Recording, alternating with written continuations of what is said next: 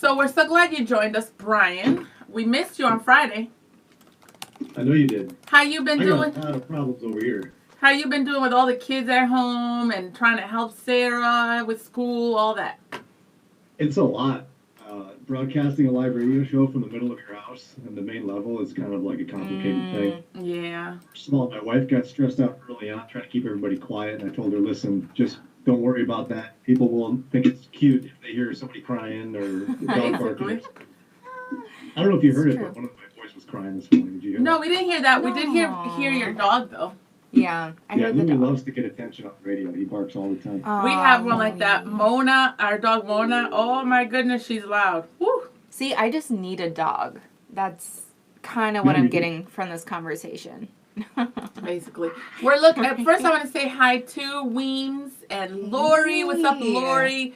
And Mike, Callie. What's up? She says hi, ladies, and hey, Brian. Kelly Fuller's on. Charles Walker, the husband that needs to teach Brian how to be a better husband. He said he finally got his mug. Hey, can you mute the computer again? Oh, I don't know. I hear you talking to me twice. okay. Is that better? That's better. Thank you. So You funny. notice YouTube is muted, so I did good there. What's up, Yeah. YouTube? I see you, YouTubers. Make sure you're subscribed. Weems says Yes. Big Janelle was good. What it do, Mama? Big Janelle was Good morning. That's all right. I'm gonna be Big Janelle, cause you know, Big Mama. Back, Biggie. Nathan says, "Good morning, family, Team Kelly." Woo woo. Weems, Yes. Weems has his mask on. Good job, Weems. What's up, Carol? So we're looking at a question from one of our listeners that Yes. came in last week, and she's just, experiencing what a lot of families are experiencing. I know we've gone through it in different levels already. As we plan for Thanksgiving, and in your marriage or with people who live with you, you got different views and different plans and different concerns in regards to the situation with the pandemic. So she says she wants to invite her brother, who feels isolated with this whole quarantining and pandemic and all that. She wants to have him over for Thanksgiving. Her husband doesn't feel comfortable with the rising numbers in COVID cases and says no, that he doesn't think he should come. So her question is, what should she do? How should she handle this? We had a lot of texts coming in, Brian. And I like, Brian, one thing you said, you better get used to this. Ready? I like something you said. Wow. Do you like how that sounds? Yeah, you should say that all the time. You said that this isn't about COVID or pandemic. This is really an issue about marriage. Can you unpack that for us a little bit? Yeah, our first call was somebody getting pretty fired up about his opinions about COVID, which is perfectly fine to do. I know I've done that in my own life. But that doesn't help solve the marriage debate. I mean, he was like, listen, this shouldn't be so worried. This husband's all wrong. So what? She's supposed to walk up to her husband and be like, what's wrong with you? No, he actually said the best solution was for her to just accept his opinion, even though Paul disagreed with it. So at the end of the day, I think the marriage relationship supersedes anyone's personal opinion about COVID. Yes, I agree. I've had You've been to. fixing that. Yeah, I've been facing that this year big time. So we have season passes to Cedar Point, and the entire summer, Len did not feel comfortable with us going, in spite of the fact that the attendance was record low. They had very awesome setups and precautions for that, and so I just what. But you're not bitter at all. Well, no. I'm actually, it was a big sacrifice, but I'm not bitter because I'm sorry if this comes off the wrong way, but I'm a grown woman, so I could have gone. Len is not the kind of husband that says you can't go. I chose not to go and honor his concerns because I don't think it's fair for me to impose more fears in the household for him. If he thinks it's a big deal, if he thinks it's not safe, and I don't want him feeling uncomfortable in his own home. So we didn't do that. There was a big celebration or party dinner we were invited to in the summertime. He didn't feel comfortable. We didn't do that. Now, last month, there was an activity outside that I wanted to take the kids to, and he didn't feel comfortable, and I kind of just said, well, babe, I'm going to take special precautions. This is what I'm going to do, but I'm still going. Was that okay, Brian? Or you think I should have listened again? Well, what was his response when you talked about the precautions? He's still, I mean, he's Lent, so he's still like, I don't think you should go, but that's fine. Like, he didn't say you can't go. It's always like, you do whatever, but this is my opinion. So he wasn't angry. He just trusted that I was going to be careful. Ideally, he would have wanted me to just stay home, but I just didn't feel like for that incident or that event, it was necessary. Right. But see, I would venture to guess there's been times when he said, I really don't want you to do fill in the blank. Yeah. Yeah. When this wasn't one of those times. So I don't see an issue. Right. If he's like, yeah, I'd rather you not, but if you're really going to go, then that's fine. Go ahead. Yeah. Yeah. But I like what you're saying. That's why I think the heart of it is you love your spouse, and that's, that's your partner. So why make them feel uncomfortable? And like you're saying, Brian, we do this whole COVID thing, like, oh, it's not a big deal. I don't think there's room for that in your marriage. If it's a big deal for you, it's a big deal for me, because I want you to feel comfortable. Yeah, that makes sense. That's right. I mean, even for 4th of July, so my parents live in Indiana, and I was halfway there.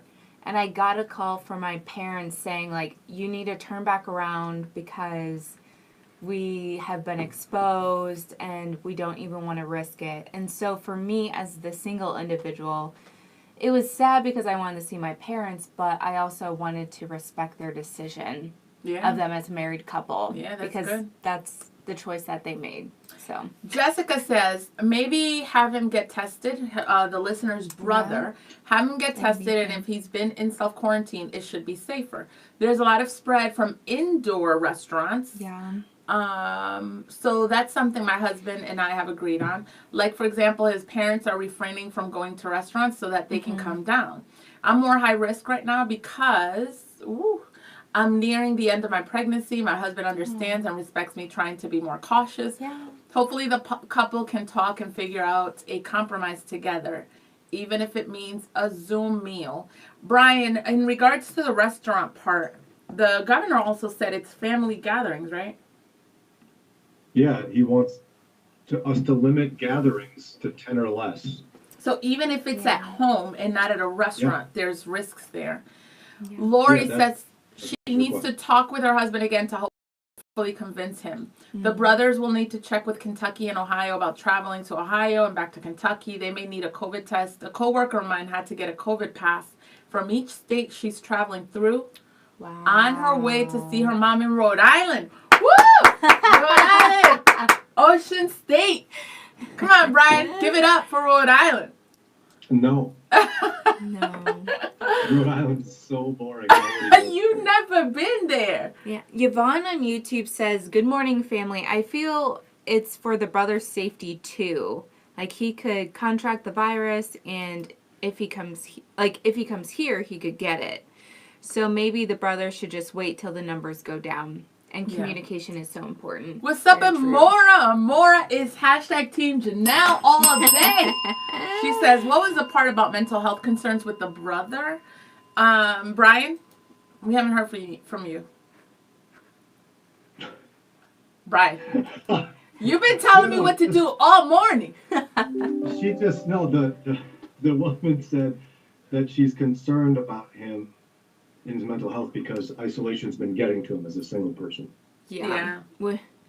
I can attest to that. It's tough. Do you think it's, Brian, it's good to try to convince him? I'm in that situation, right? But I'm just going to I don't know, like when you try to convince somebody out of that, it just feels like you won't really convince and they'll have to just compromise and still in their heart feel uncomfortable. You know, like because it feels like you're pushing the issue. Yeah, I mean, someone's going to have to lose. Yeah. No compromise. He comes or he doesn't. Well, maybe compromise in the sense of like, windows, like things you can do to keep it safer? Yeah, I mean, but if the husband's strongly concerned, I doubt there's a compromise that's going to work for them. And so Yeah, someone's yeah. going to have to lose, which works out that way a lot of times. Here's my observation that I think is fascinating. And it first came up when I got married, but I think everybody experiences this. We make Thanksgiving such a big deal. Yeah, we sure do. That's true. Why do we care I so don't much about that day? understand that. It's a holiday. Like somebody today was like, "Yeah, you can't cancel Thanksgiving because it's set in stone," and I'm like, "Whoa!" Yeah, Like, it's oh my gosh. Yeah. Like, calm down. It's But just you're turkey. American, so you can speak. I mean, I'll go to DR and Thanksgiving, and everybody's minding, Yeah. like doing their own thing. Thanksgiving, it's like very American, which is fine. I'm just saying we act like it's it's like the thing. But what do you think it is? Is it more recently that it's become this big deal? No. People have always had that. It was funny that when I was talking to that one listener, he said they're canceling Thanksgiving. I'm like, well, no. I mean, when you can have 10 or less people together, that's not canceling. That's just limiting it. Right. Like, no, it's canceling. Like, I don't. Like, people are that attached that if you can't have the exact people you want there, it's not Thanksgiving. Which, I don't know, call me crazy. It sounds like horrifically selfish. Like, I remember Yeah. growing up, there was this woman who cut everybody's hair, and she had like a bunch of kids. And she realized if she ever wanted to have all of her kids together for Thanksgiving, she could never have Thanksgiving on Thanksgiving ever again. Oh yeah. Mm. And so she embraced the idea that they would do Thanksgiving a week, a month before the actual Oh, day. that's Because it cool. wasn't about Thanksgiving, it was about getting the family together. Yeah. Right. Yeah. And that helped me kind of dial back my intensity about some of these things. And Sarah and I have moved across the country. We've had plenty of Thanksgivings where it's just Sarah and I and the kids. Yeah. And guess what? It was still good, and we were still thankful. Yeah. Yeah. Yeah. Tony said the woman is always correct. Just saying. Oh. Oh, yes. Tiffany says holidays are a big deal in the United States. They are big. I mean, they are. What do you? Any words on that, Brian? Holidays are a big deal in the U.S. I think we make too big of a deal. Yeah. Deborah, It's too big of a deal. yeah, Mm-hmm. yeah. Mora says, I'm more concerned about why the brother's mental health is not a priority, regardless of if it was or wasn't Thanksgiving. Have him over a week after Thanksgiving, then after he has self-quarantine. Yeah. I like that, Amora, and because even on the radio, I said that the husband's feelings are a priority. Yeah. But you're like, even when I said it, I felt bad because I was like, ooh, wait, but we're talking about somebody's mental health. Mm-hmm. How do you handle that, Brian? If somebody's mental health, your wife feels uncomfortable. You don't want to be dismissive. That's a big deal. No. Mental health is most certainly a big deal. That's where I don't know that the only solution for him to not be isolated is to get in his car and travel to Ohio. Yeah. Right. Well, His, yeah. his mental health isn't her sole responsibility. Yeah. For example, why couldn't the other brother who lives in the same state Mm-hmm. have the two brothers get? She Why couldn't actually, he have Friendsgiving? Why is she responsible for his mental health? I like that. Mhm. And just to clarify, the listener who asked the question was listening during the segment. She texted and said the other brother's leaving town with his wife to spend time with family. But you brought up friends and other things. Yeah. So I like that. Well, and I even think, too, that you could easily have the brother on Skype, but also, like, kind of to bounce off of what you're saying, Brian, I mean, mental health isn't just going to be fixed by a Thanksgiving dinner. So, if I was the sister in this situation, I would be reaching out more to my brother and not just make it a holiday thing. I mean, it's not her responsibility to kind of fix that, but like, if someone's struggling with isolation, just reaching out to them, a simple text can make a Yeah. huge difference, or just a phone call. Daniel says, good point, Brian. He loves that. Good job, Daniel, making his day. Sarah from Ecuador says, we always do Thanksgiving on the Saturday after because my kids don't get that day off. No Ecuadorian Thanksgiving. That's right.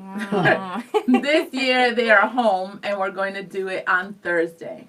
Oh, nice. And Tiffany agrees. We absolutely make too big a deal We do. over Thanksgiving or over holidays. Yeah. Nathan says, I agree with Brian. Why can't the brother get with friends in Kentucky? Mhm. Yeah, it's I actually, some of my favorite Thanksgivings have been where Sarah and I and the kids have been just together as a family having dinner. Yeah. Those can be sweet, great. intimate. Yeah. Daniel and others during the show, Brian, have, like, I want to make sure I don't even know what you want to do with this. Some people like, yo, what's the big deal? Can you guys calm down? Like, this listener texted right before we ended the show, and she said, why are we letting our fears consume us? God has not given us a spirit of fear. And she actually said, and the Brian and Janelle morning show agree with scripture. I'm not hearing consistency with the discussion and scripture. I'm sick of the fear thing. Ooh. Sick of it. What are these current risks? No one is taking up. This is the same person. No one is talking about the significant improvements in treating this and avoiding death. And then Daniel, along the same line, says, I'm completely missing what the danger is here. So it's really hard for me to understand the husband's position. No, number one, can we stop with the fear stuff? If someone wants to follow government regulations and they want to be concerned about spreading COVID, it doesn't mean they're scared. Yeah. Stop telling me I'm scared. Stop accusing me of being fearful. Stop with the fear garbage. It's total garbage and I'm sick of it. Yeah. I hate it. Stop it. It's so rude. This reminds me of, I told you, Len loses his mind when he sees the kids leave the house on bikes with no helmets. You know, and like, why don't we do that? Like, why isn't it okay then for me to say, Len, calm down. God hasn't given you a spirit of fear. Right. Why do you always think that a car is going to hit him? Like, we do that. We take precautions and it's okay. So why with this is this any different? Even if he's more careful than me, I don't need to tell him that when he says, babe, I don't feel comfortable with you going to Cedar Point. I think it's along the same lines. Go ahead, Brian. Yeah, no. It's condescending to assume that someone's so paralyzed by fear that all their decisions are based on the paralyzation of fear. Janelle's absolutely right. Don't get used to me saying that. She's absolutely right. That in this case, for Len with the helmets, for me with my seatbelt, I'm not motivated by fear. I'm motivated by wisdom. So stop telling me it's fear. But to Daniel's point, he brings up a really good question. Because if you look at this critically, we're talking two brothers and a sister and her husband. 4 people. That's below the 10-person limit. Yeah. If this were in Ohio, it would really be difficult, I think, to make that argument. I mean, for goodness sakes, my family is 7 just existing. More people than that just being alive. Yeah. In my house. The problem comes in it's travel between states. Yeah. Right now, from last week's numbers, Kentucky was not under a travel advisory. So technically, according to government precautions, they would be well within the boundaries of a gathering that's safe and advisable. Right? They wouldn't be violating any regulation. The problem would come in is if, for example, your family was from Iowa, because Iowa right now is under a travel advisory and a 14-day quarantine. Yeah. And so I think to Daniel's point, there might not be a lot of logic to the fear. Now, somebody who says we shouldn't do our 50 people Thanksgiving this year, that seems to make more sense to me. Yeah. Yeah. Daniel. Do you see Daniel's point? Yes. Yeah. And he actually clarified, just to be fair with him, make sure we express his viewpoint. Well, I meant because the brother sounds like he isn't in contact with people, and it sounds like the family's Thanksgiving would be less than 10, that is following the government regulations. So he's a little bit more toned down than other people. He's just saying. Oh, yeah, no. And Daniel, I'm not referring to you, brother. If my little spaz attack there, if you thought it was you, it's not. It was at the text that you read. Yeah. Because I'm just tired of people accusing me of being fearful in my decisions because what I'm actually doing is I'm trying to be wise, discerning, cautious, and value others is more important than myself. Yeah. Yeah, and it's towards anybody wearing a mask. When Yeah. we get those texts, it's not Yeah. just us. So. I want to, somebody has a bone to pick with you, so I'm going to voice their concern with the attitude that they probably have. Number one, stop hating on Charles Walker because he's a better husband than you, because he cooks for his wife and all that. Number two, he said, I don't understand why I'm not a top fan yet. Mm, Exactly. That's We what I was understand. telling Brian. yeah. And number three, he was like, wait, hold on. He said, I agree with Brian. Stop with the nonsense. So he's really trying to let you know, Brian. Mm. He's like like he's trying to be your friend, and he's still not top fan. And what's going on? Go ahead. It's my understanding Janelle's in charge of the top. Exactly. I got your back, Charles. You're an amazing husband, and Brian's just hating. Jennifer says, Dr. Jones says, I agree with Brian. Fear does not drive me to social distance or wear a mask. It's wisdom and care for others. No. It's the same reason I strap my seatbelt. And then Theola is here, my Hey. friend Theola. You want to read Sarah's right here? Yeah, let's see. This one right here, Sarah D'Alfaro. Yeah, she says, depending on the circumstances and the personalities, just being with the spouse does not necessarily fulfill that need. I dare say it isn't healthy to expect that the spouse could fulfill the loneliness aspect. Yeah. Yeah. And then agree. Nathaniel, who's a dear friend of the show and of Overtime, Brian, we're talking about fear a lot lately. He is asking, do you think we take that verse out of context a lot? So what is the Bible? God has not. That's in. God has not given us a spirit of fear. Which one? Which epistle is that in? I forget. I don't know. Do we take it out of context? What is the Yes. meaning and what is the heart behind that? The I'd fear. have to look at the passage. 2 Timothy. And I'd have to pull up some Proverbs. Second But here's what I Timothy. can tell you. Go I've ahead. got a problem with someone telling me that I'm motivated by fear when, number one, you don't know me. Number two, you don't know my feelings. Number Yeah. three, you're wrong. I'm not motivated by fear. Not motivated by fear. Yeah. So what are we going to do? You're saying I'm fearful, and I'm saying I'm not. Who are we going to believe about my feelings? Yeah. Me or you? Charles, I'm trying to be your friend. Wow, Charles. He says it's Janelle's fault. I know. Wow, He threw you under the Charles. bus, girl. He threw you under the bus. Charles, you need to drink your coffee. You don't know what's good for you. I don't know what you just did. Oh, man. Dr. Jones says, I think there are plenty of people in the middle. Wearing a mask when out and about is a middle ground. The extreme would be not leaving the house at all or going and acting as though Yeah. we're not in the middle of a pandemic. Yeah, and I think, like, one thing, too, for me is if someone is fearful, like, to still respect that person. Because that's a personal decision that Yeah. they're making. And, I mean, it's hard if you want to, like, say you very much care about this person, they're a friend, and they're just not comfortable. That's okay. Yeah. That is okay.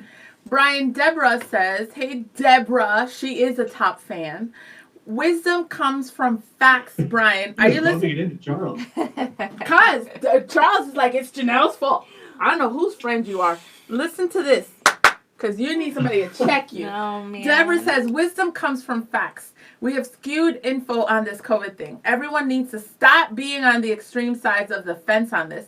There needs to be a middle common ground. So who defines middle common ground? Like what? Yeah. Who defines extreme? That's the problem. What would you call extreme? Is there an extreme? Have you seen people getting extreme with this? I mean, Jennifer described it well just a moment ago. Dr. Jones. The Yes. people who walk around refusing to wear a mask because we're all fearful, and the people who won't leave the house because they're scared. There is a middle ground.